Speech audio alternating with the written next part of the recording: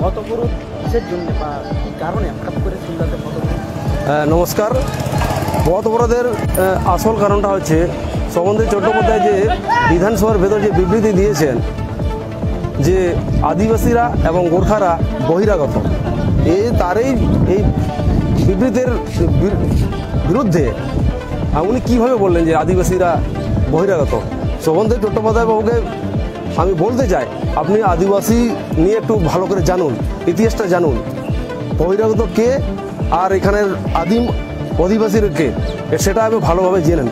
আমাদের দাবি শোভনদেব চট্টোপাধ্যায় যেন আদিবাসী জনসমক্ষে এসে ক্ষমা চান, নাহলে কালকে থেকে মাধ্যমিক পরীক্ষা শুরু হচ্ছে। মাধ্যমিক পরীক্ষার পরে আমরা বৃহত্তর আন্দোলন পথে নামব। আমার নাম সুনীল কুমার মান্ডি, সিলদা মুলুক পারগানা বাবা। কত বাকি অন্যান্য জায়গা হচ্ছে, বাঁকুড়াতে হচ্ছে, আমাদের ঝাড়গ্রামের সিলদাতে হচ্ছে। আমরা 1 ঘন্টার জন্য প্রতিটি পদবরোধ করছি।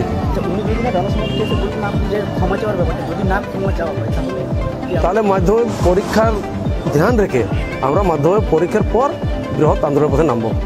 আর নুকা সান্তার को सारा रकम खबर नियल लगी सांतले टुडे सांबन तहनमा न्यूज चैनल जहां हाई नाव को बन जो अवश्य सब्सक्राइब मा जोहार।